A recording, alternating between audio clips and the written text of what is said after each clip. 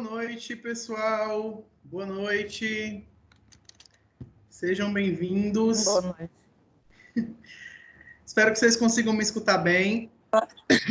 A política da aula é efetivamente igual à nossa última. Vocês conseguem intervir na aula a qualquer momento, basta desbloquear o microfone e fazer a pergunta diretamente ao professor, tá certo? Além disso, nós temos o chat que funciona na lateral.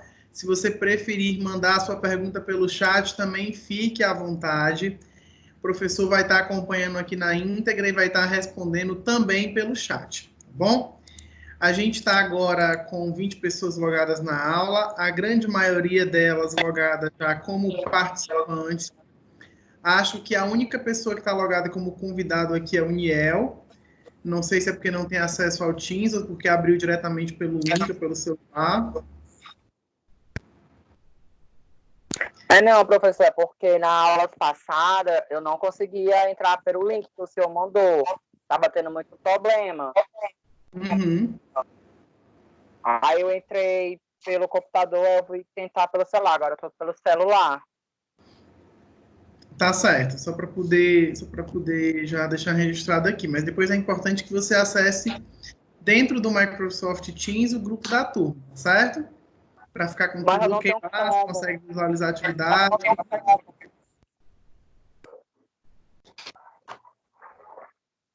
Porque o link fica dando errado, eu já fiz o passo a passo tudo direito e eu não consigo. Eu estou sendo até prejudicada, já levei falta na matéria do senhor.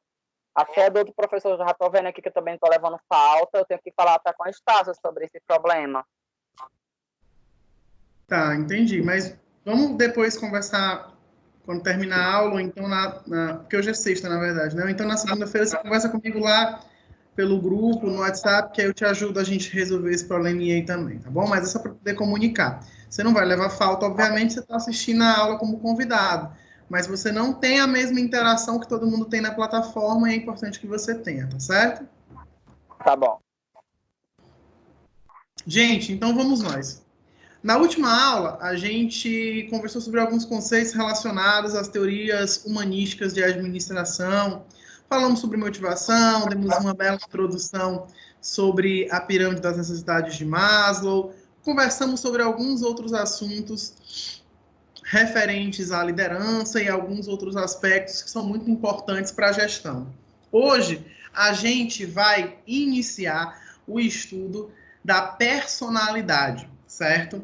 Esse estudo da personalidade é uma das etapas mais importantes da disciplina, é um dos conteúdos também mais complexos, então eu queria pedir a vocês, encarecidamente, que sempre que o professor comentasse sobre alguma teoria e que vocês, porventura, tivessem alguma dúvida, não hesitem, de fato, em perguntar, em tirar as dúvidas, para que a gente possa esclarecer todo o possível. Acredito eu que essa aula, né, de personalidade, ela nos leve 2 encontros, é o que normalmente ela demora, que ela é um pouquinho extensa e o conteúdo realmente também é um pouquinho extenso. Tudo bem? Então, por favor, professor, tem uma dúvida, por favor, repita, eu não entendi, eu quero compreender melhor, cite um exemplo. A gente vai conversando gradativamente para que fique tudo bastante claro para todo mundo, ok? Vamos dar início. Como eu falei então, pessoal, essa nossa aula de hoje vai discutir sobre os conceitos de personalidade. Pelo senso comum, ou até mesmo pelas nossas observações, a gente categoriza personalidade como sendo, às vezes, a forma como a pessoa se comporta, alguns traços que ela pode ter. A gente tem uma estima, por exemplo, de fulano tem uma personalidade forte, ou fulano não tem personalidade, a gente também usa muito dessa terminologia. E aí, na verdade, é necessário que a gente entenda de fato o que é essa personalidade, de que forma que ela se dá. Para a gente iniciar essa discussão e esses estudos, a gente tem que saber que quando a gente estuda personalidade, a gente está estudando as diferenças individuais e o processo decisório das pessoas. Por exemplo, a minha ação frente a uma realidade pode ser completamente diferente da ação de uma outra pessoa. Ou seja, cada um de nós vai se comportar frente a determinada situação ou frente a determinado contexto de acordo com a forma como nós enxergamos aquele contexto ou de acordo da forma como nós enxergamos aquela realidade. Então, nós temos diferenças únicas e individuais que vão variar na perspectiva do nosso processo decisório. Daí, o estudo da variável de personalidade. Para a gente começar, a gente precisa entender, obviamente, que todos nós somos diferentes. Então, a primeira reflexão sobre essa aula é que nós não somos iguais. A segunda reflexão é que nós, obrigatoriamente, não somos sequer parecidos. Nós somos completamente diferentes. Essas nossas diferenças, elas aprendem a conviver juntas em determinado ambiente. Mas a suma das organizações é essa: reunir grandes quantidades de pessoas. Nós vimos isso lá na definição de organizações. Reunir uma grande quantidade de pessoas que são completamente diferentes em função de um objetivo comum. Essa é a razão de ser e de existir e a principal justificativa do termo organizações. Então, hoje a gente começa aprendendo essa variável. Todos nós somos completamente diferentes, tá certo? Os estudos científicos no campo da psicologia, pessoal, ele tem revelado, por exemplo, e relacionado aspectos como a escolha da profissão. E eles falam que a escolha de profissão, ela é significativamente influenciada pela personalidade das pessoas. Então, isso nos leva a chegar à conclusão de que pessoas diferentes fariam escolhas de profissões em parte diferentes porque possuíam personalidades que se assimilavam àquelas profissões. Professor, de que forma que eu posso imaginar ou de que forma que eu posso relacionar isso na eventual convivência com as outras pessoas? Imagine você, por exemplo, que eu, por exemplo, não tenho nenhum perfil para a área clínica ou para a área médica. Eu sou uma pessoa completamente apavorada com sangramentos. Eu não tenho a menor condição de ver uma pessoa passando mal na minha frente, porque eu não tenho muitas reações referentes a isso. Então, isso me leva à conclusão de que a minha personalidade não condiz com a funcionalidade, por exemplo, de um médico, de um fisioterapeuta, de um nutrólogo ou de outras pessoas que trabalham com a área de saúde. Da mesma forma, por exemplo, a gente tem profissões como o direito. As pessoas que estão no direito, normalmente, ok? Normalmente, são pessoas calmas, tranquilas, pessoas sensatas, pessoas que têm uma capacidade de argumentação, uma capacidade de observação, que devem trazer em si um nexo de comunicação tranquilo, efetivo, devem transparecer tranquilidade, neutralidade e vários outros aspectos que são típicos dessa profissão. Obviamente, essas pessoas têm que ter esses traços na sua personalidade. É muito louco você imaginar, por exemplo, que um advogado, que atua como advogado, ele simplesmente sempre foi, como é que eu posso explicar? Sempre foi explosivo, ou sempre foi impulsivo, ou sempre foi uma criança muito enérgica, sempre gostou de muitos esportes, muitas atividades radicais, sempre gostou de ser o puxador do grupo dele. Então, essas coisas, esses traços de personalidade, por assim dizer, também tem a ver com a escolha da profissão. Então, os estudos científicos no campo da psicologia têm revelado exatamente isso, que muitas vezes, pessoal, a personalidade, ela vai influenciar na forma como nós escolhemos a profissão. E muitas vezes os recrutadores e profissionais da área de RH também vão ser mais específicos de qual personalidade deve se adequar àquele cargo ou àquela função que eles estão recrutando, ok? Essa é uma outra reflexão também sobre o estudo da personalidade e a relação com a escolha de alguém para o mercado de trabalho. A psicologia da personalidade, ela poderia ser definida como o estudo científico das forças psicológicas que fazem com que as pessoas sejam diferentes umas das outras. Então, professor, o que é essa psicologia da personalidade? É exatamente isso. É um estudo científico de todas as forças psicológicas que fazem com que as pessoas sejam diferentes umas das outras. Se a gente já afirmou lá na frente que nós somos, em suma e em uma totalidade, diferentes uns dos outros, e que as personalidades são únicas, então, automaticamente, a gente passa a entender que o estudo científico dessas forças psicológicas que nos tornam diferentes são muito importantes, principalmente para entender de que forma nós podemos efetivamente ser melhores nas organizações. Então, se a gente tivesse que definir a psicologia da personalidade, ela seria definida, a definição está aí com vocês podem acompanhar pelo slide, ela é definida como estudo científico das forças psicológicas que fazem com que uma pessoa seja considerada diferente de outra pessoa. Essa é a definição da psicologia da personalidade. E aí, pessoal, a gente traz uma pergunta que é a seguinte: o que é preciso para ser feliz na vida? Cada um de vocês deve ter uma perspectiva diferente sobre felicidade. Com certeza, devem ser perspectivas completamente distintas. Alguns precisam de conforto, outros precisam de dinheiro, outros só precisam de saúde. Terceiros precisam de uma família, quartos precisam de um marido, quintos precisam de outros tantos estímulos que podem ser necessários. Isso, aquilo que nos faz feliz, aquela capacidade de nos sentir realizado, também vai variar de acordo com a personalidade de cada pessoa. Então, por exemplo, o que é essencial para mim pode não ser essencial para você. Imaginem só isso, então, em uma organização, em uma empresa. O quanto isso é desafiador e o quanto isso é difícil. Eu tenho uma organização que possui objetivos organizacionais e eu tenho que alinhar os objetivos individuais das pessoas com os objetivos organizacionais da minha empresa. Porém, a gente está partindo de uma suma que todas as pessoas são completamente diferentes, que elas têm traços de personalidade completamente diferentes, e isso, por si só, já vai ser um desafio para que eu consiga engajá-las, ou para que eu consiga enturmá-las em um processo de gestão dentro da minha empresa. Então, essa reflexão do que é necessário para se fazer feliz, ela visa relacionar a perspectiva da personalidade, ou seja, as características individuais de cada pessoa e a forma como essas pessoas percebem o mundo ao seu redor, incluso as organizações nas quais elas estão inseridas.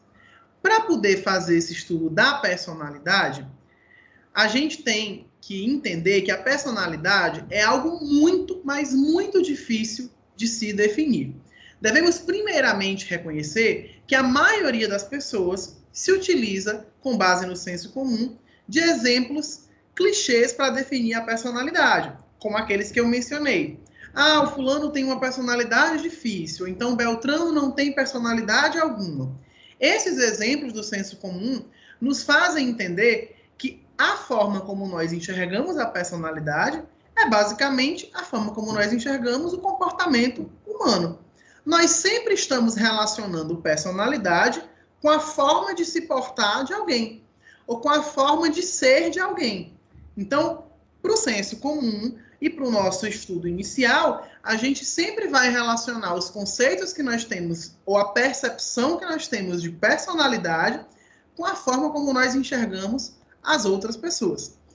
Isso é muito comum e, ao mesmo tempo, é muito típico. Por exemplo, estou participando de um processo seletivo, estou preenchendo uma ficha online para ser contratado por uma empresa. Lá, ela está me pedindo que eu alenque alguns traços da minha personalidade. Aí você vai lá e coloca os traços da sua personalidade. Eu sou comunicativo, eu sou... O que mais que as pessoas normalmente colocam nessas entrevistas ou nesses formulários?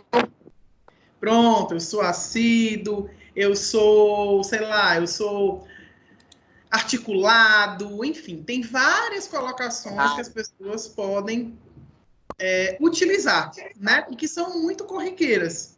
Proativo, ó, já colocaram aqui também no chat algumas outras.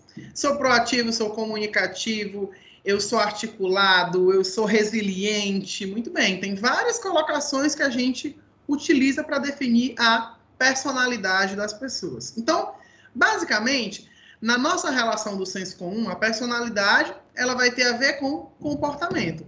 e o comportamento vai variar de uma pessoa para outra. Quando eu peço num processo seletivo traços de personalidade ou palavras que definem a sua personalidade, eu nada mais estou fazendo do que uma alusão à forma como você se comporta ou se comportaria caso fosse contratado dentro daquela empresa que está fazendo o processo de recrutamento ou de seleção. Então, no âmbito da psicologia, a gente pode dizer que não há apenas uma definição científica para a personalidade, mas que vão haver várias definições científicas para o contexto de personalidade. Por isso, a gente tem linhas de estudo ou teorias da personalidade. E os psicólogos, eles têm desenvolvido essas teorias como sendo formas variadas de enxergar o comportamento e de enxergar a personalidade individual das pessoas, tá certo?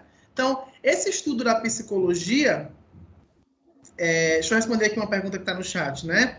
Professor, por que a maioria das vezes é difícil para nós falarmos sobre a nossa personalidade ou as nossas qualidades?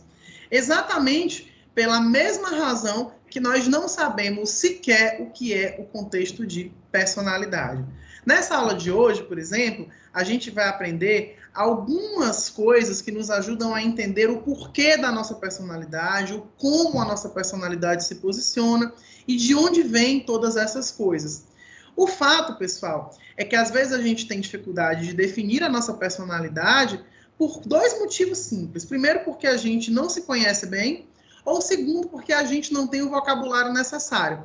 Sempre que as pessoas perguntam em entrevistas de emprego sobre quais qualidades ou sobre quais traços de personalidade você tem, a gente quase sempre responde com as mesmas coisas. Aí depois, acho que a gente não vai chegar nesse estudo hoje, mas na próxima aula sim, depois vocês lá, depois da aula, dão uma olhada no slide, tem uma teoria que fala sobre traços de personalidade. E tem um dos pesquisadores que conseguiu elencar quase 300 traços de personalidade. Ou seja, lá vocês vão ver várias palavrinhas novas que vocês vão poder utilizar aí daqui para frente nas entrevistas de emprego, tá certo? Uma outra pergunta que acabou de aparecer aqui no chat, né? A personalidade, ela não é um rótulo que se pode dar um nome, é isso? Não, a personalidade ela não é um rótulo para as pessoas, tá certo? A personalidade, muito pelo contrário do que a gente pensa, o senso comum enxerga a personalidade como a forma como as pessoas agem. Só que a gente vai aprender, nesse estudo de personalidade, que às vezes as pessoas não agem daquela forma porque simplesmente elas querem. Talvez elas tenham um inconsciente agindo sobre ela. Essa é uma das reflexões que a gente vai ter ao longo desse estudo, tá certo? Vamos dar continuidade aqui. Existem 5 perspectivas acerca de personalidade, são 5 teorias, e a gente vai estudar as 3 primeiras hoje, ou as 2 primeiras hoje, e as 3 na nossa próxima aula, ou no nosso próximo encontro. De todas elas, pessoal, a mais complexa é a perspectiva psicanalítica ou psicodinâmica. E a mais simples é a perspectiva biológica ou genética. Nós vamos estudar cada uma delas em separado. A biológica ou genética tem a ver com os traços genéticos. A psicanalítica ou psicodinâmica tem a ver com a contribuição dos estudos de Freud e relaciona consciente e inconsciente. A perspectiva behaviorista ou comportamentalista tem a ver sobre o estudo do comportamento que pode ser observado e de que forma isso contribui para a personalidade. A dos traços de personalidade já é mais uma revisão de bibliografia sobre vários e vários indicadores de personalidade. E a perspectiva humanista de personalidade já traz os estudos da pirâmide das necessidades do Maslow, das relações humanísticas e de alguns outros conceitos que a gente vai estar aprofundando dentro desse estudo.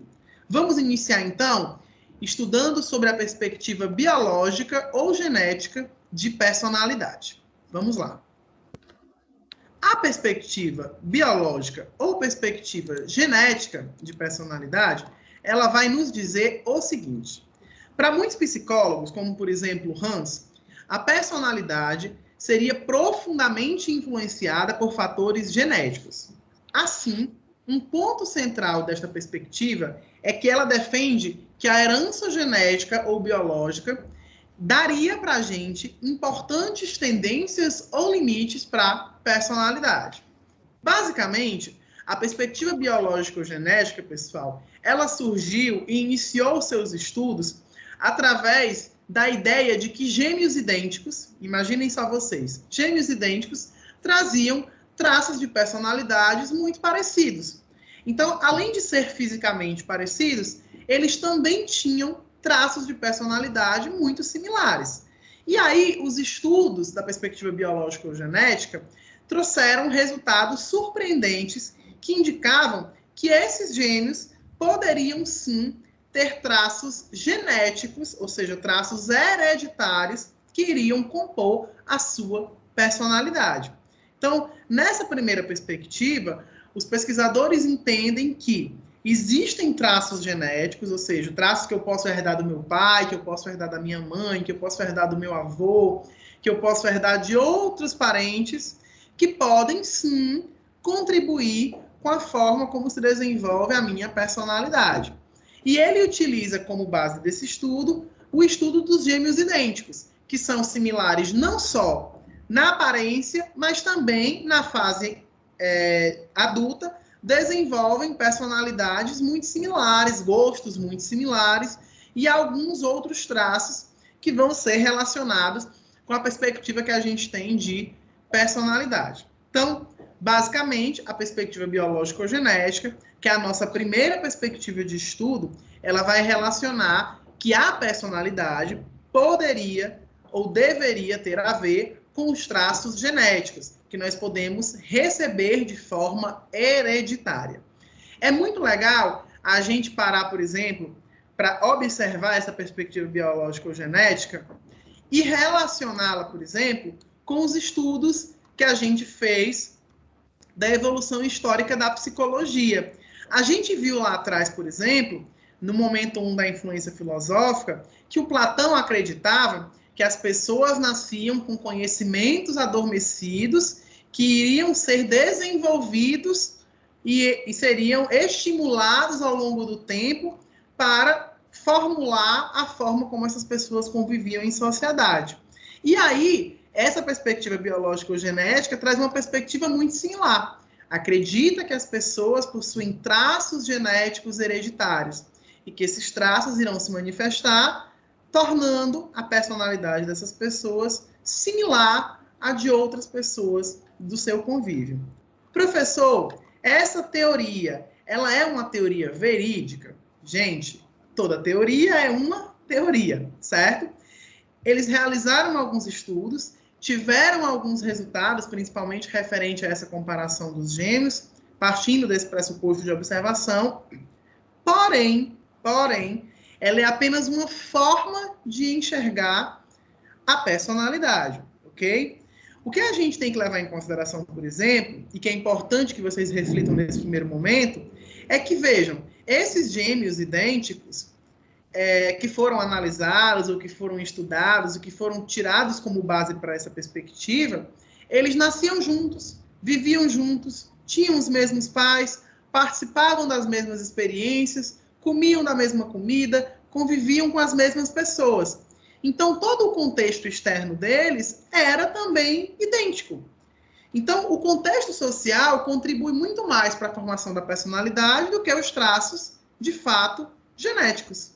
Nunca foi feito um estudo, por exemplo, analisando dois gêmeos idênticos que fossem separados antes da sua primeira infância e que crescessem em ambientes distintos. Porque talvez nesse contexto, que é um contexto completamente diferente, esses gêmeos não apresentassem os mesmos traços de personalidade. Mas essa é apenas uma perspectiva, que é a perspectiva biológica ou genética. É a primeira linha de estudo de personalidade, tá certo? Sobre a perspectiva biológica ou genética, entendido? Alguma dúvida sobre ela?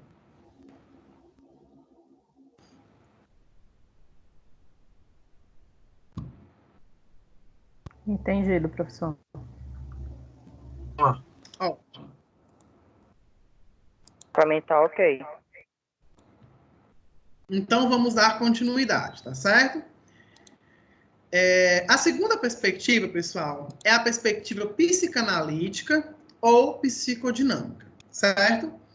Essa perspectiva ela é um pouquinho mais complexa, porque ela vai nos fazer refletir até mesmo sobre a nossa composição de personalidade e a forma como nós enxergamos a personalidade. Vamos dar um contexto para que a gente entenda isso, certo? Vou ler com calma para que a gente consiga acompanhar junto, para vocês fazerem a leitura daí também. A perspectiva psicanalítica ou psicodinâmica de personalidade, ela foi influenciada pelas ideias do Freud.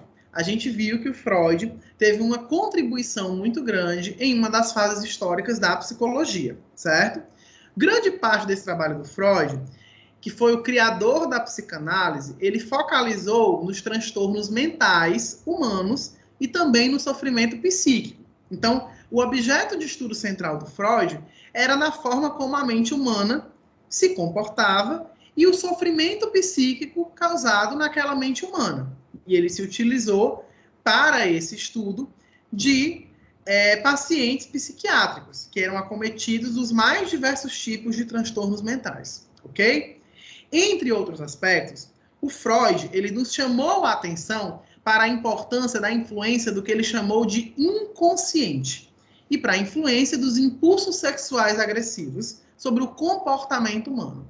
Essas duas variáveis, pessoal, o inconsciente e os impulsos sexuais agressivos, a gente vai estudá-las agorinha, certo? Mas eu preciso que vocês memorizem essas duas variáveis. Freud chamou a atenção para o inconsciente e para os impulsos sexuais agressivos e para a influência desses dois itens sobre o comportamento humano, ok? Na concepção psicanalítica, o inconsciente ele pode ser entendido como sendo um complexo de elementos como memórias e processos mentais que seriam praticamente inacessíveis à nossa consciência. O nosso inconsciente seria habitado por elementos como, por exemplo, paixões, impulsos, instintos, medos e conflitos. Freud enfatizou ainda a influência do inconsciente sobre a personalidade. Ou seja, ele falou que a forma como as pessoas se comportam seria determinada, na última instância, pelo inconsciente. Vamos apenas contextualizar para que a gente entenda essa reflexão, certo? Imaginem vocês que cada um de nós tem uma forma de pensar e que a nossa mente tem vários arquivos dentro dela, certo? O que ele está falando para a gente aqui? Que quando nós tomamos uma decisão, essa decisão pode ser consciente ou essa decisão pode ser inconsciente.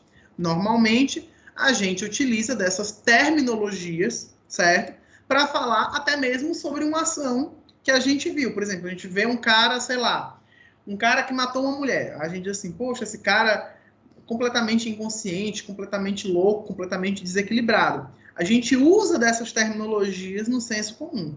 O fato, pessoal, que ele coloca é o seguinte, que na verdade na nossa mente existe uma área consciente e existe uma área inconsciente. Ou seja, todos nós, independente de quem sejamos, temos na nossa cabeça uma parte consciente, onde os arquivos podem ser acessados, ok? E temos uma parte inconsciente, uma parte em que nós não conseguimos refletir, não conseguimos acessar e não conseguimos pesquisar nenhuma informação nela, ok? Basicamente, essa é a distinção que ele faz. Professor, não ficou claro. Vou dar um exemplo, certo? Por exemplo, quando você passa por um assalto, sei lá, você está sofrendo um assalto, o cara chegou lá, apontou uma arma para você. As pessoas podem agir de formas completamente distintas, certo? Então, por exemplo, qual é a forma consciente de reagir a um assalto? O que a gente aprende dos pais, das autoridades competentes e da sociedade? Que se você for assaltado, você não deve reagir, certo? Isso é o que nós aprendemos. Essa seria uma ação consciente. É o que eu aprendi, é o que eu tenho como certo, é o que de fato funciona. Porém, algumas pessoas, quando passam por esse tipo de estresse, têm reações adversas, mesmo sabendo do que é correto a ser feito. Então, pode ser que a pessoa corra, pode ser que a pessoa reaja, pode ser que a pessoa grite, pode ser que a pessoa chore, ela pode ter centenas de reações. Quando isso acontece, pessoal, aquela pessoa reagiu de forma adversa, certo? Essa reação adversa, ela vai ser interpretada como uma reação inconsciente. Algo em uma parte inacessível do cérebro daquela pessoa, que é inconsciente, ok? Se manifestou de forma muito clara, fazendo com que ela agisse de forma inconsciente.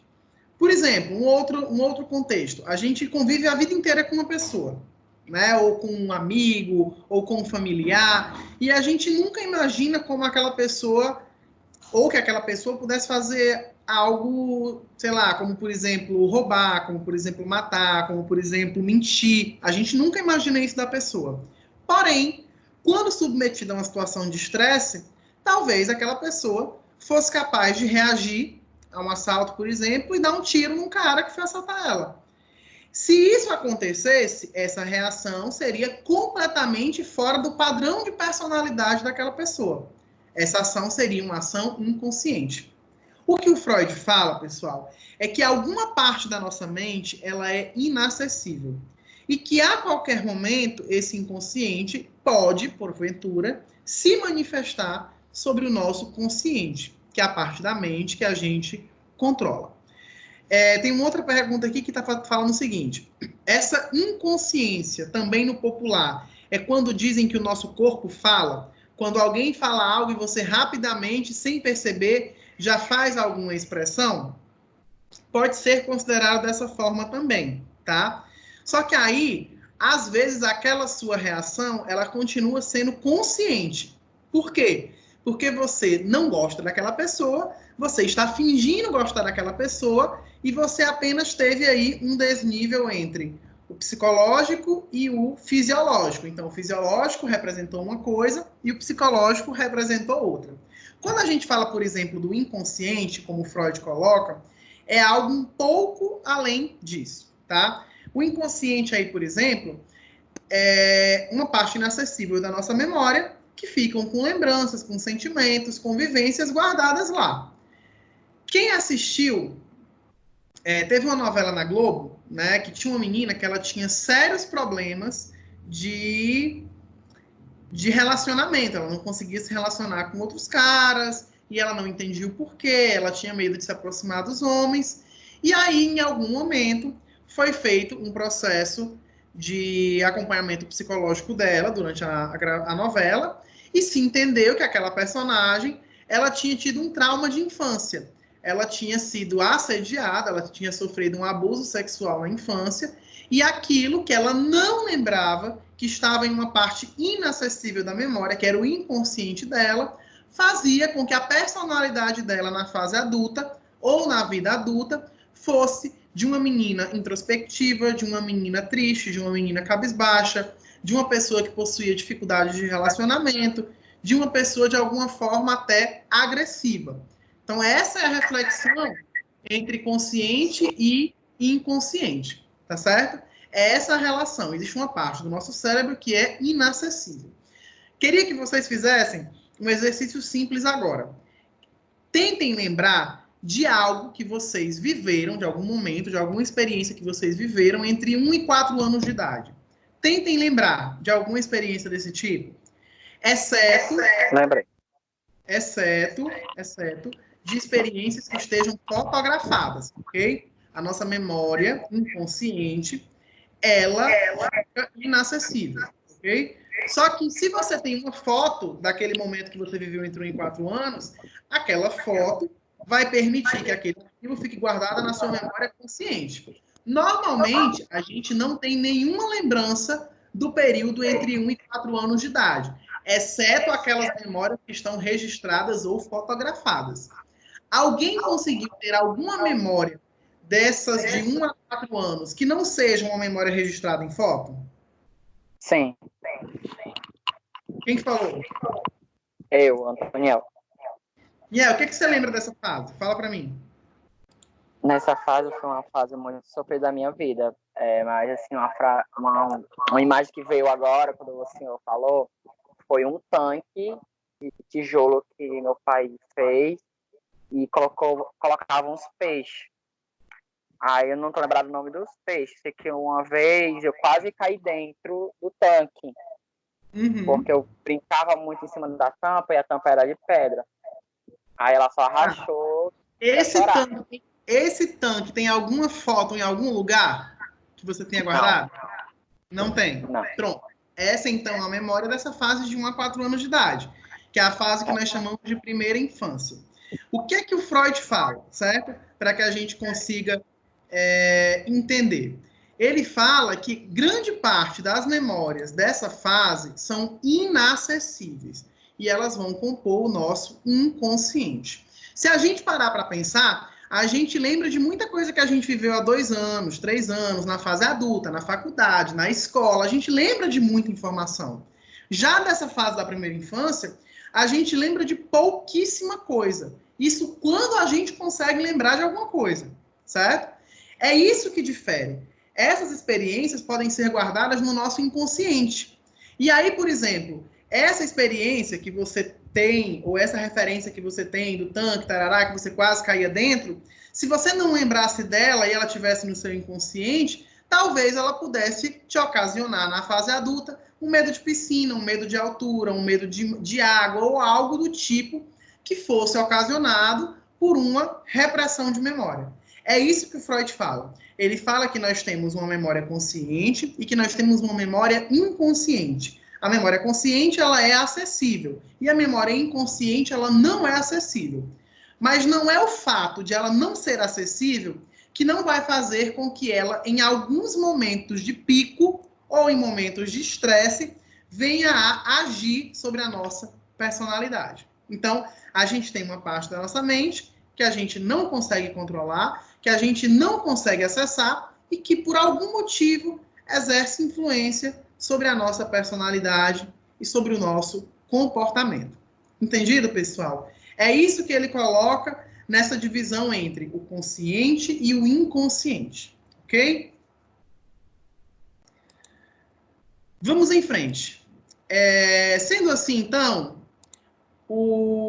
existem 3 ideias fundamentais da concepção psicanalítica da conduta humana que podem ser representadas da seguinte forma. Primeiro, deixa eu passar aqui o slide para vocês. Primeiro, a conduta humana seria a última instância, governada por fatores inconscientes. E como não teríamos acesso ao nosso inconsciente, não seríamos, então, completamente senhores das nossas ações. O que é que ele está dizendo, basicamente, aí? Ele diz que, se nós temos o consciente e temos o inconsciente, e se nós não sabemos o que está no inconsciente e não temos como acessar de forma fácil, sendo assim, se o inconsciente tem influência sobre as nossas ações, o ser humano não é completamente responsável pelos seus atos. Isso é fato, ok? Tem alguns alunos aqui, pessoal, falando que o slide sumiu, certo? Quem está acessando principalmente pelo celular, às vezes o slide de fato dá uma travada e some. Para mim ele aparece normal, mas se vocês quiserem e optarem, for melhor, vocês também podem baixar os slides diretamente para poder fazer o acompanhamento, tá certo? Dá para baixar, os slides estão lá na pasta da disciplina e estão também aqui disponíveis para vocês, tá certo? Dá para poder baixar os slides tranquilamente. Deixa eu só ver aqui se eu consigo anexar aqui na lateral para que vocês consigam visualizar, que agora até o meu travou também. Eu vou anexar o arquivo aqui para vocês, tá certo? Aí vocês baixam no celular, qualquer coisa, mantém aí o áudio comigo aqui e mantém o vídeo nos slides de vocês. Acabei de fazer o upload aqui na lateral, tá bom? Tá carregando. Só um segundo. Enquanto carrega aqui, vamos continuando, né? Então, o que ele fala dessas variáveis? A primeira diz que a conduta humana, então, seria regida aí em algum momento, pelo inconsciente. Então, o ser humano não era completamente responsável pelas ações que faz. Por isso que a gente tem gente presa em sanatório e não em cadeia. Porque, teoricamente, essas pessoas têm algum tipo de instabilidade psicológica e elas não são completamente responsáveis pelos atos delas. Existe um inconsciente que atua sobre o consciente delas. Ok? Isso acontece no quesito de psicopatia, acontece em várias variáveis. Por exemplo, que variável que pode acontecer, por exemplo, dessa conduta humana no ambiente organizacional? Vamos lá, imaginem vocês. Tem uma empresa, tem um grupo de colaboradores ou de funcionários, ok? Se o inconsciente pode agir sobre eles, e eu sou um líder que cobra, tá todo mundo tranquilo, tá todo mundo calmo, tá todo mundo se respeitando, mas pode ser que no momento de um pico de estresse, um dos meus colaboradores manifeste aí uma agressividade. Pode ser que ele simplesmente grite, que ele aponte o dedo na minha cara, que ele discuta com os outros membros da equipe. Isso pode acontecer tranquilamente. Podem haver centenas de justificativas para isso. Pode ser que algo no inconsciente dele tenha sido ativado por esse pico de estresse. Pode ser que na infância ele tenha sido uma pessoa que apanhou muito dos pais. Pode ser que na infância ele tenha escutado muito grito. E aquilo tudo reflete na forma como a personalidade dele se manifestou na fase adulta. Então, o que ele fala aí é que se a conduta humana, em última instância, pode ser governada por fatores inconscientes, então a primeira coisa que a gente tem que concluir é que o ser humano não é completamente responsável pelos atos dele, ok? O segundo ponto que ele coloca é que as nossas experiências durante a infância, essa primeira infância em específica, de 1 a 4 anos, de 1 a 6 anos, elas vão moldar a personalidade na vida adulta. Mais especificamente, a forma como nós passamos pelas diversas fases do desenvolvimento psicossexual seria fundamental para a constituição da personalidade. Professor, o que é esse desenvolvimento psicossexual? O que é essa fase do desenvolvimento psicossexual? Essa é a fase onde nós aprendemos a lidar com nós mesmos. Ou seja, é a fase em que nós aprendemos o que nós podemos fazer e o que nós não podemos fazer. O que nós temos condições de comprar e o que nós não temos condições de comprar. É a fase em que nós levamos carão dos pais, em que nós fazemos várias perguntas de porquê. Essa é a fase do desenvolvimento psicossexual. Acontece entre 4 e 6 anos, normalmente, a conclusão dela é onde o menino se descobre como menino, a menina se descobre como menina, se entende o porquê das coisas, o como as coisas funcionam, o que é que pode ser feito, o que é que não pode, eu aprendo o que é certo e o que é errado. Essa fase da primeira infância é justamente a fase do desenvolvimento psicossexual. E o que o Freud fala é que tudo que a gente aprende nessa fase, ou tudo que a gente vivencia nessa fase, vai contribuir para a nossa personalidade durante a fase adulta. Tá certo? Então, uma música. Pronto, foi. E o terceiro ponto que ele coloca, pessoal, é o seguinte: a forma como nós aprendemos a lidar com os nossos impulsos sexuais e agressivos tem grande influência na constituição do nosso estilo de personalidade. Professor, o que é que são esses impulsos sexuais e agressivos? Para que a gente consiga entender o contexto disso. Os impulsos sexuais e agressivos são as nossas vontades, certo? Então, vamos lá. Se você tem uma criança que quer fazer tudo, ela quer tirar roupa no meio dos cantos, ela quer gritar, ela quer chorar, ela quer berrar, ela quer comprar, ela xinga os parentes, ela não respeita os pais, ela cospe nas outras crianças, ela bate nas outras crianças. A forma como você vai ser repreendido por esses seus impulsos naturais, que é gritar, brigar, falar, comprar, correr, todos esses impulsos naturais, eles vão ter que ser educados durante uma fase de primeira infância. E a forma como as crianças aprendem a lidar com esses impulsos vai ter uma grande influência na constituição da personalidade na fase adulta. Então, por exemplo, você pode se tornar um adulto cheio de vontade, cheio de querer, que não respeita ninguém, que não tem o menor pudor, assim como você pode se tornar um adulto educado, compreensivo, que tem empatia, que se coloca no lugar dos outros e que tem outros traços de personalidade completamente diferentes. O que ele fala é que a forma como nós aprendemos a lidar com esses impulsos na primeira infância vão influenciar a nossa personalidade lá na nossa fase adulta, tá certo? Então, as 3 variáveis que o Freud coloca são justamente essas. Primeiro, se nós temos uma parte da cabeça dominada pelo inconsciente, nós não somos 100% responsáveis pelos nossos atos, ok? Esse é o primeiro item. Segundo item, a forma como a gente se desenvolve psicossexualmente na infância vai influenciar na composição da personalidade. Ou seja, as experiências da infância vão influenciar na fase adulta. E por último, a forma como aprendemos a lidar com os impulsos sexuais agressivos, as nossas vontades, os nossos quereres, por assim dizer, também vai ter uma grande influência na constituição da nossa personalidade na fase adulta. Até aqui, pessoal, entendido? Tudo certo? Posso seguir? Dúvidas? Podem mandar aqui no chat também. Se tem, se não tem, pode mandar aqui no chat, tá certo?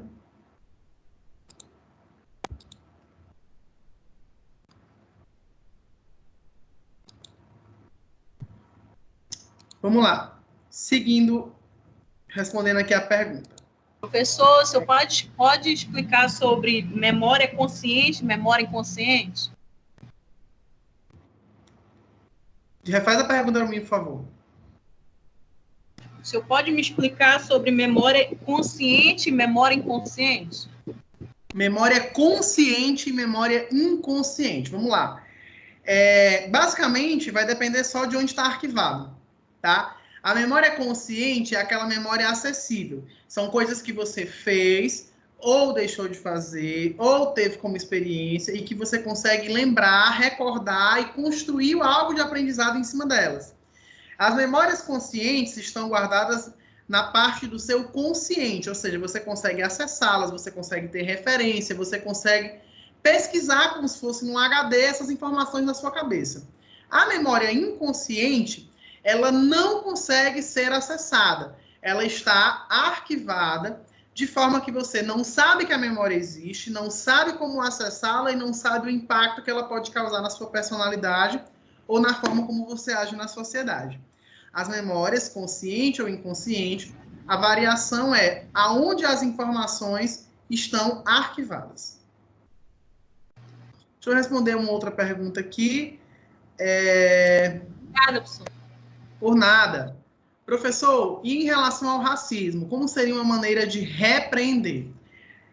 Eu não sei nem se seria uma maneira de repreender. A gente está falando, por exemplo, pessoal, que a forma como a gente passa pelo desenvolvimento psicossexual e a primeira infância vai influenciar na nossa fase adulta, certo? Então, teoricamente, essa educação contra o racismo e contra outras perspectivas similares deveriam ser feitas nessa fase. Então, é nessa fase, por exemplo, que a criança tem que aprender a lidar com homossexuais, lésbicas, travestis, pessoas de outras raças, de outras cores, indígenas, indianos.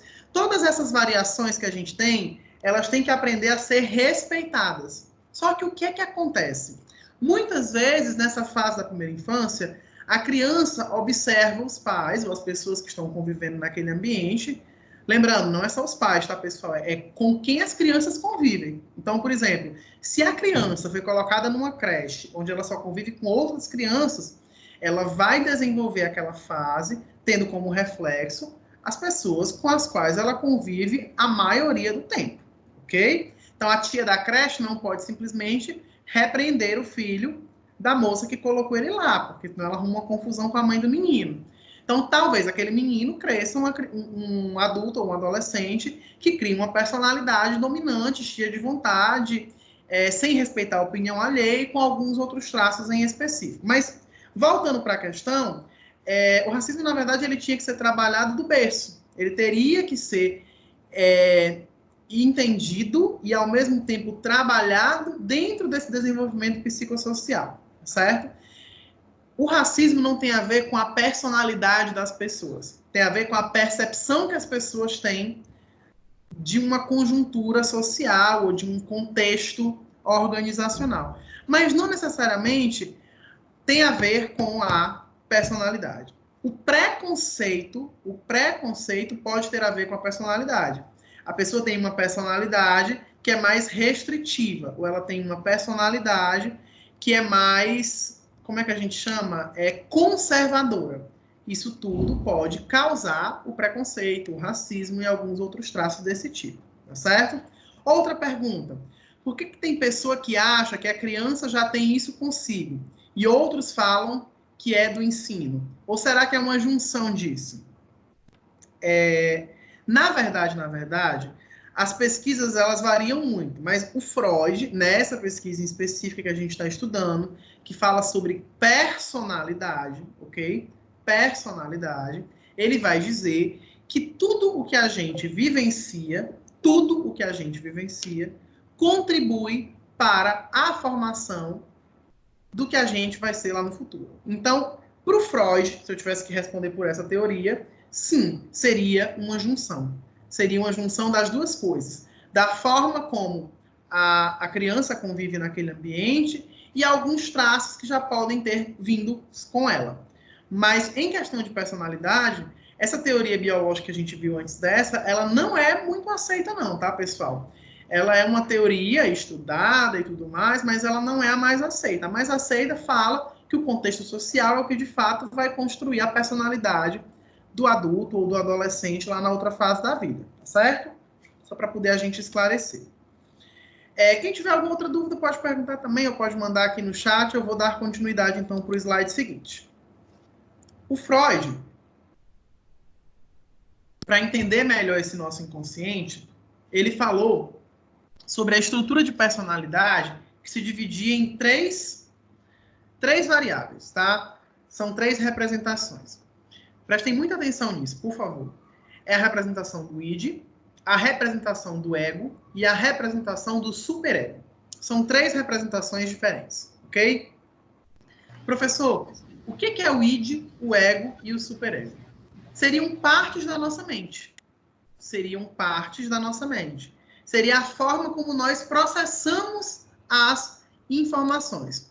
Para que vocês entendam, o id seria o desejo puro. O ego seria uma mediação. E o superego seriam os valores morais.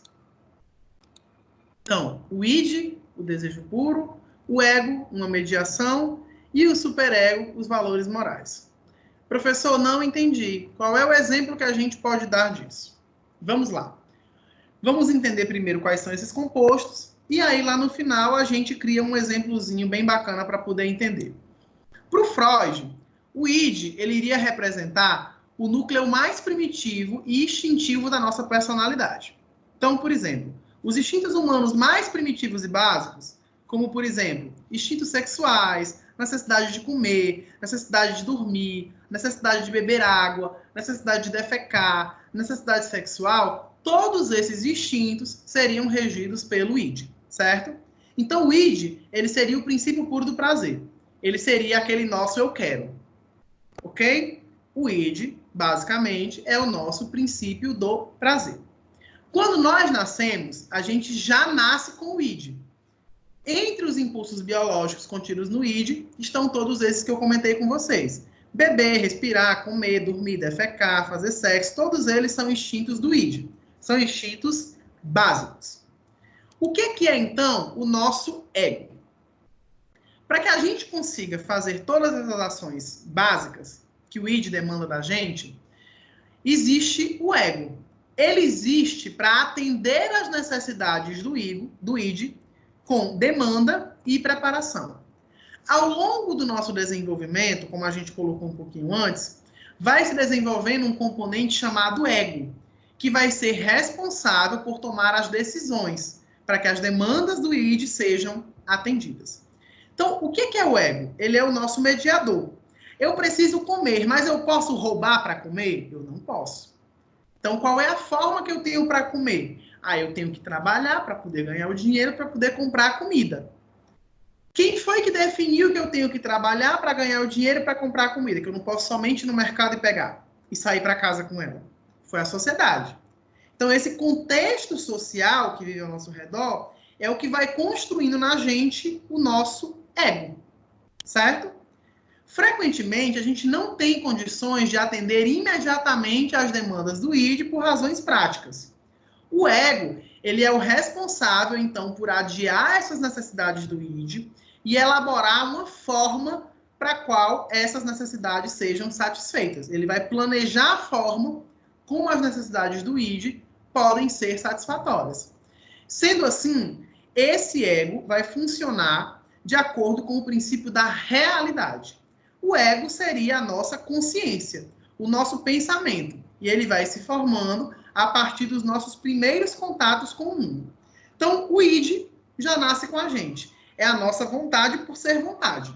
Eu quero comer, eu quero transar, eu quero sair, eu quero beber, eu quero respirar, eu quero, sei lá, quero ir ao banheiro, eu quero fazer. Eu tenho necessidades. Isso é o id, é a minha necessidade básica, ok? O meu ego, ele é um mediador. Ele vai se desenvolvendo com a gente, com o passar do tempo, ele vai se desenvolvendo com a gente, e nós vamos aprendendo a como sanar as necessidades que nos são demandadas pelo id, ok?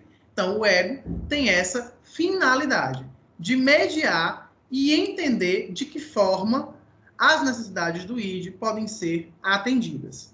Pessoal, só para comunicar que o slide deu uma pensada aqui. Eu acho que ele deu uma travada, mas ele está voltando. Então, um pouquinho mais de calma e a gente consegue retomar.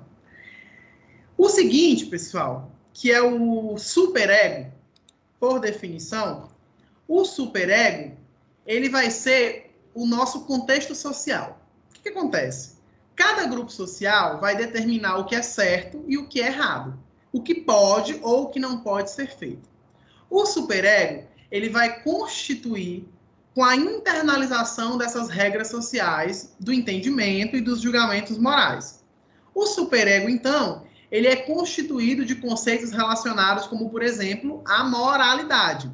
E esse superego é o que vai nos fazer se sentir culpado, se sentir arrependido, quando nós não agirmos de acordo com o que nós consideramos ser corretos. Então, vamos lá retomar essa relação entre id, ego e superego. O slide deu uma travada aqui um pouquinho, mas quem conseguir baixar o arquivo que eu mandei aqui no chat do grupo, a gente está no slide de número 64, tá certo? Só para que vocês possam acompanhar aí também.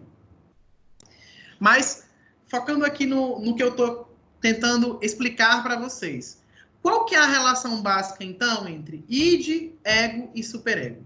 O id é a minha necessidade. Se eu tivesse só a necessidade, eu agiria como um selvagem. Então, eu preciso, ao longo da minha vida, desenvolver um fator chamado ego, que vai me ensinar o que eu posso e o que eu não posso fazer, ou como eu posso ou não posso fazer. Por exemplo, uma necessidade básica, eu preciso ir ao banheiro. Estou com vontade de urinar, preciso ir ao banheiro, ok? Ou melhor, a necessidade básica nem é ir ao banheiro, a necessidade básica é urinar.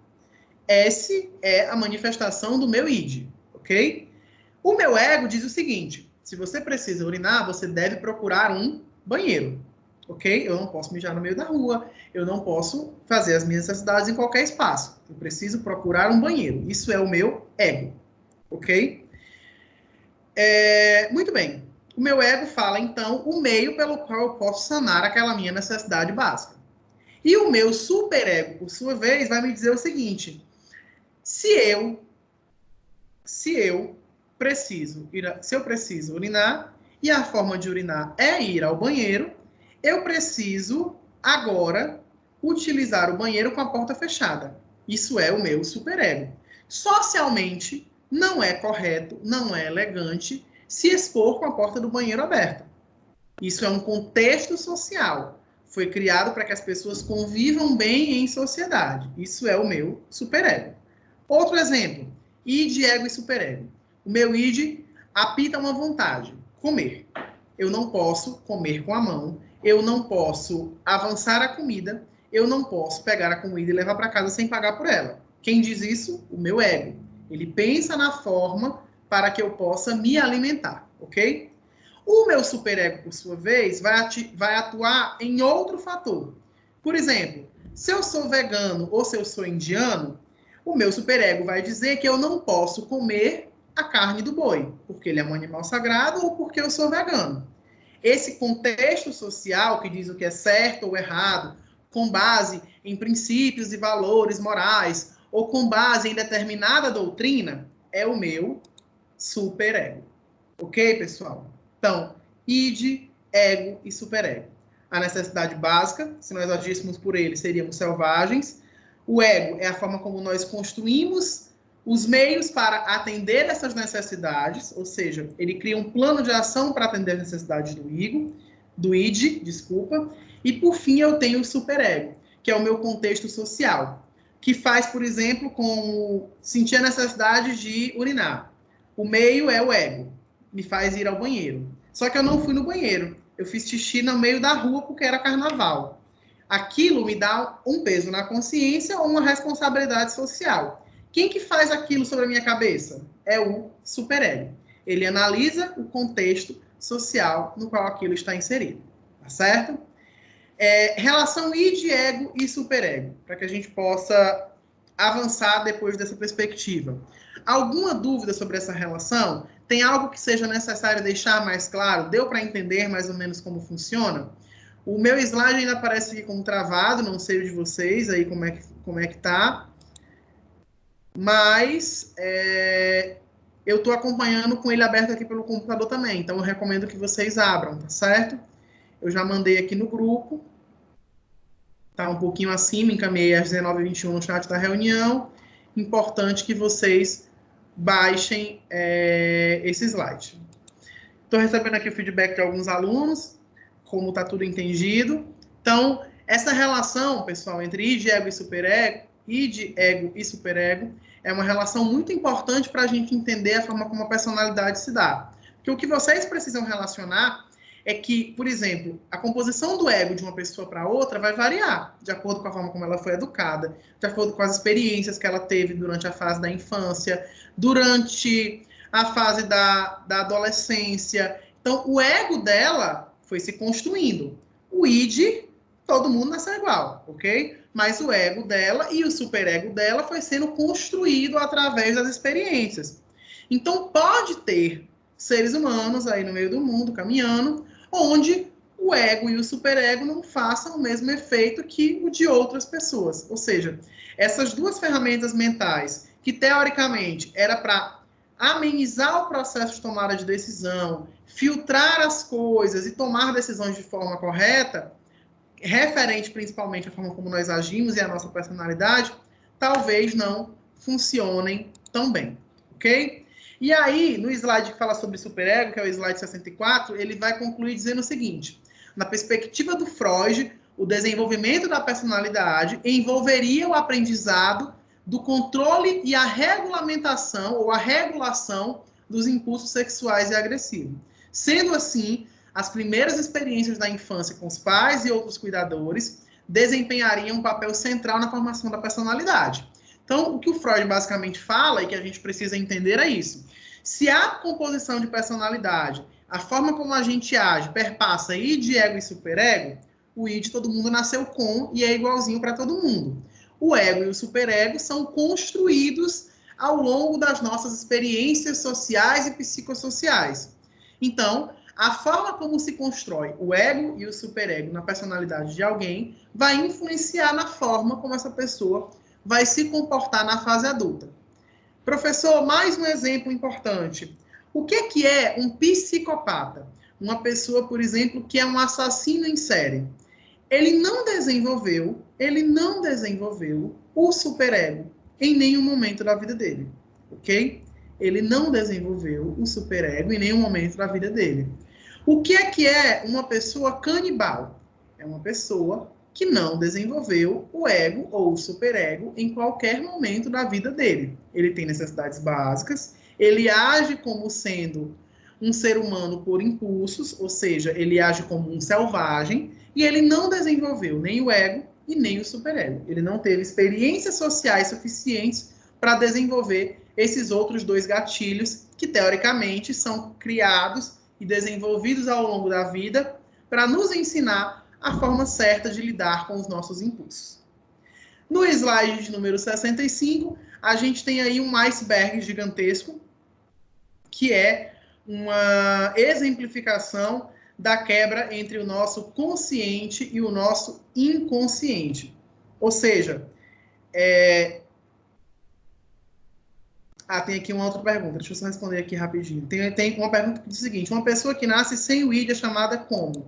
A pessoa não consegue nascer sem o ID, ela sempre vai nascer com o ID. O ID é a necessidade básica. Por exemplo, quando você sai da barriga da sua mãe, a sua primeira necessidade é de respirar. Aquilo é natural. É algo que tem a ver com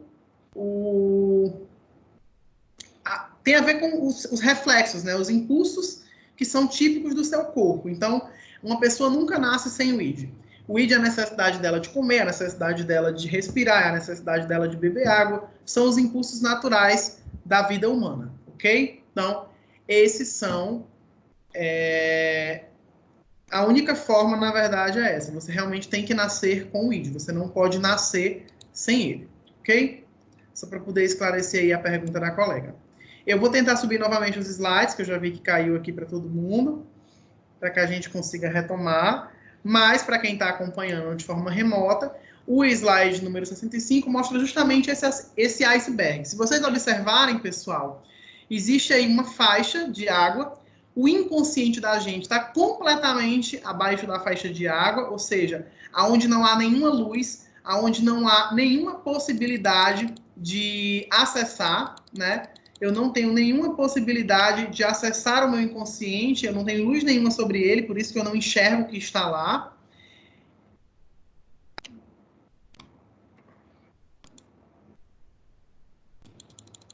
Deixa eu só passar aqui os slides rapidinho. Gente, tem alguém assumindo os slides por mim. Não passem os slides, por favor. Deixem o professor regular os slides aqui. Sempre que alguém assume a apresentação, aí vai passando, tá bom? Aguardem só um pouquinho, deixa o professor tentar regular para colocar no slide correto. Estamos quase lá.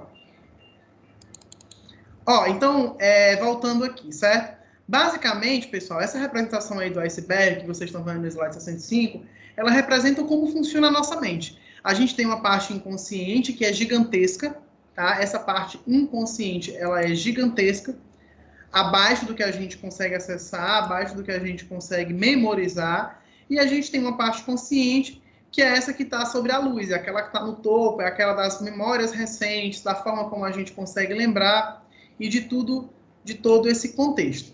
Mais uma vez falando sobre a relação id, ego e superego.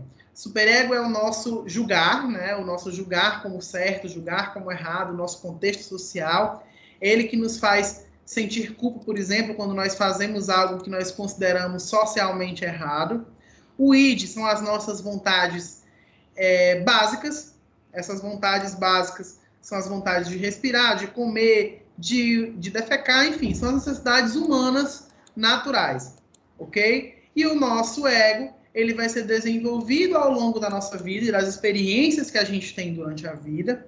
Esse ego, ele vai ser a forma de mediar, ou seja, a nossa mente passa a entender como satisfazer essas necessidades básicas do nosso id, ou essas necessidades ou impulsos do nosso id. Acabei de recuperar aqui os slides, vou colocar para vocês acompanharem daí de onde a gente estava discutindo agora. A gente parou nesse slide que fala sobre o iceberg, ok? Que divide aí entre consciente ou inconsciente. Então, de acordo com a perspectiva psicanalítica, já concluindo aí essa perspectiva, se esse aprendizado, né, durante as fases da vida, ele é feito de forma inadequada, ele vai poder trazer problemas para o desenvolvimento da personalidade, como, por exemplo, a ansiedade e a hostilidade durante a fase adulta. Finalmente, vale observar que nessa perspectiva do Freud, experiências como abuso, negligência, maltratos na infância podem produzir repercussões psicológicas muito graves que muitas vezes só irão se manifestar na fase adulta. Um abuso sexual na infância, por exemplo, que foi aquele exemplo que eu comentei um pouquinho antes, pode vir à tona muitos anos depois como um transtorno de ansiedade, uma depressão ou até mesmo um estilo de vida totalmente autodestrutivo na fase adulta daquela pessoa. Então, essa relação precisa ser observada e precisa ser, de fato, entendida. Bem, a gente deveria entrar agora na perspectiva behaviorista ou comportamentalista, mas ela é bastante grande, eu acho que ela tem quase 13 slides, e a gente provavelmente não consiga concluir antes das 20h20, certo? Como eu acredito que alguns alunos da disciplina tenham outras aulas em seguida, e o professor precisa liberar a plataforma também para poder vocês conseguirem acessar, eu vou fazer o seguinte, vou pedir para que vocês façam o estudo desses slides que falam sobre as teorias. Nosso próximo encontro, a gente vai ver as outras 3 perspectivas que faltam, behaviorista ou comportamentalista, dos traços de personalidade e também as teorias humanistas, certo? A gente vai ver essas 3 teorias e eu vou, depois, no final dessa aula, desenvolver com vocês, que eu acho que é muito importante, uma atividade de estudo referente a essas 5 perspectivas, com algumas questõezinhas rápidas para que vocês possam responder de casa em seguida. Alguns alunos me perguntaram, e aí aproveitar para poder deixar claro para todo mundo, professor, aonde estão esses estudos sobre as perspectivas? Os estudos sobre as perspectivas, pessoal, estão na apostila de Psicologia nas Organizações, da Cláudia Berrat. Essa apostila de Psicologia nas Organizações está disponível tanto aqui pelo Microsoft Teams, na pasta de documentos da disciplina, quanto também estão disponíveis para vocês lá no SAVA, né, que é o ambiente virtual do aluno. Então, vocês podem abrir esse material a qualquer momento para poder aprofundar os estudos e até para poder entender um pouquinho mais sobre esse conteúdo, tá certo? Então, por favor, verifiquem também esse material adicional. É muito importante para que vocês possam aprofundar esses estudos. Eu vou fazer aqui a frequência. Eu tenho o nome de todo mundo aqui na lateral. Eu vou fazendo a chamada, lançando a frequência. E caso eu esqueça de alguém, vocês, por favor, me coloquem, tá bom? Comportamento Organizacional Centro, turma 3004, chamada de 3/4. Eu tenho aqui o Alessandro Matheus está presente, a Alene de Alencar não está presente, Ana Beatriz está presente, Ana Célia não está presente, Carlos Victor está presente, não está presente o Arleson, não está presente o Arielson, não está presente o Antoniel e não está presente a Andressa. Pelo menos não aparecem aqui os nomes para mim. Sou eu, Niel Bernardo. Oi? Sou eu, Niel Bernardo. O Antoniel.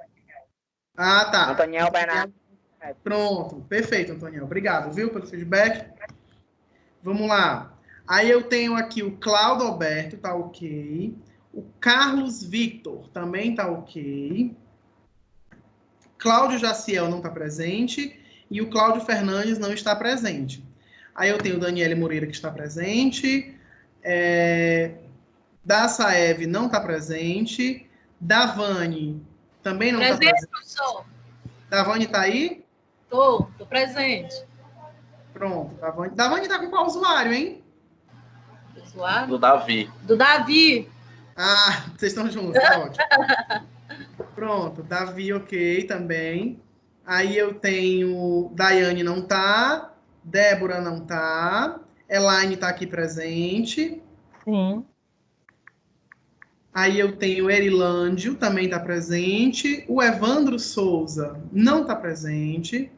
Evangelane não tá presente. Everton Alves não está presente. Francisca Luciana tá aqui presente. Gisele Rodrigues presente.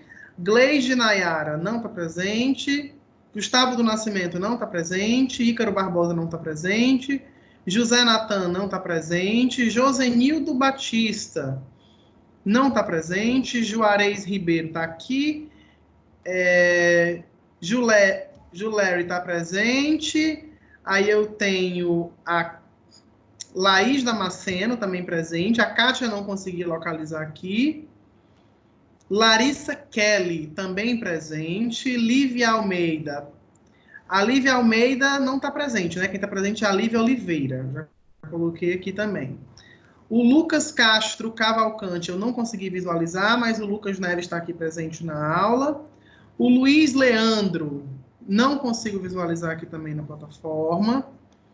Aí eu tenho Manuel Daniel não está presente, Marcela Vieira não está presente, Marcela Oliveira não está presente, Maria Lirelli Não está presente. Marília não está presente. Marina Samara, presente. Matheus Bruno não está presente. Melissa Emily está aqui também, assistindo a aula. A Mércia Ferreira não está presente. Naisa Kelly, presente. Natália Rodrigues, presente. Raíza Ferreira, presente. Ramon Souza, presente. Roberta Queiroz não está aqui. Samuel dos Santos, presente. O Samuel Emerson não está presente. Thomas Rodinei não está presente. O Herbert está presente. A Yasmin não está. O Yuri também não está. E acredito que foi a frequência de todo mundo. Eu queria pedir um favor para vocês, pessoal, por favor. Se vocês têm colegas que não estão naquele grupo que a gente criou, ou que porventura não estejam aqui na parte da disciplina, mas que é bem improvável porque eu adicionei todo mundo, peçam para que eles entrem em contato com o professor no WhatsApp privado, se for o caso, para a gente tentar ajudar e resolver todo mundo, tá bom? Mesma coisa, a gente está com as aulas disponíveis gravadas, o aluno pode acessar depois. Se por acaso o aluno acessar a aula posterior, ele pode falar comigo para poder pedir aí a frequência dele, tá bom? Deixa eu ver aqui que a Evangelina Ô, professor, Oi. aqui é o Davi. É porque eu sou novato, essa é a primeira aula aí. Eu queria saber como é que eu faço para entrar no grupo e quero mais informação de como é que vai ser e questão da prova também, quais são as matérias que vai cair. Vamos lá. Evangelina, acabei de lançar a presença, viu? Vou corrigir aqui. Vou corrigir aqui. Cadê o carrinho dele? Só para poder responder a tua pergunta aí. Seguinte, a gente já teve algumas aulas presenciais e já teve algumas aulas gravadas. As aulas gravadas vão ficar disponíveis aqui no portal tranquilamente. Você pode acessar posteriormente sem nenhuma dificuldade, ok? Mas as aulas que a gente teve presencial, você não vai ter como acompanhar, a não ser através dos conteúdos. A gente também teve a alteração do calendário acadêmico, mas tudo que a gente está combinando entre a turma, a gente está colocando lá nesse grupo do WhatsApp que a gente está montando, que é um para cada disciplina, ok? O grupo de comportamento organizacional do centro, eu vou mandar o link do grupo de WhatsApp aí para vocês pelo chat. Então, você vai conseguir visualizar, clica nele e consegue entrar no grupo do WhatsApp, tá bom? Qualquer dúvida, o professor tá lá, você pode me chamar no privado também. Professor, é porque eu não tô conseguindo ter acesso ao chat, não aparece para mim, fica tudo em branco. Tá logado pelo Microsoft Teams, então teoricamente você deveria estar no chat. Ah, é porque tu não tá na disciplina. Tu não deve estar na disciplina. Oi, pode perguntar. Gente, eu também eu tô com o mesmo problema que ele estava, porém na aula passada era para ser, acho que a minha segunda, porque na primeira teve o início da pandemia, né? Aí foi cancelada as aulas. Aí, como era para ter aula na sexta-feira passada e eu não consegui assistir essa aula, lá tem como falta. Aí você assiste o vídeo gravado, manda para o professor o print da imagem e eu lanço a presença, não tem problema nenhum, tá bom? Pessoal, quem tiver com tudo certo, já pode ir deslogando da aula para o professor conseguir fazer a gravação e salvar. A gente se encontra no próximo encontro e qualquer dúvida eu fico à disposição. Queria pedir só para o rapaz que está sem o acesso aí do Sava, me dá teu número de matrícula, por favor, só para poder eu te incluir aqui rapidinho. Obrigada, professor. Boa noite. Tchau. Tchau, gente. Até a próxima aula. 2020 04 e Davi, né? Aí 04, aí 000 Pronto, Davi, te adicionei já. 365, pronto. Já adicionei. Pronto, deu certo. Pronto, então ótimo.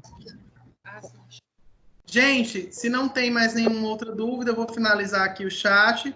Queria pedir a vocês que, por favor... No celular, porque eu também estou com problema no coisa também, tem conteúdos que eu não consigo encontrar. Tá com problema de acesso? Ou só eu não sei mexer, não sei. Tá, eu mas queria a sua ajuda também. Tá no WhatsApp ou não tá? Não tô. Tá, eu vou fazer o seguinte, eu preciso só que você consiga ver o link do grupo. Você acessou a aula como? A mensagem que o senhor mandou no Sarva. Pronto. Lá nas mensagens do sábado tem uma mensagem que eu mandei um pouquinho mais atrás, que tem o link do grupo do WhatsApp. Você entra nele, aí entra no grupo. Quando for na segunda-feira, você pode me cobrar que eu te ajudo a fazer o link do Microsoft Teams, tá certo? Mas tem lá o link do grupo do WhatsApp também. Eu encaminhei para todo mundo que está matriculado na disciplina, tá bom? Dá para você dar uma olhada por lá. Tá ok, obrigado. Por nada.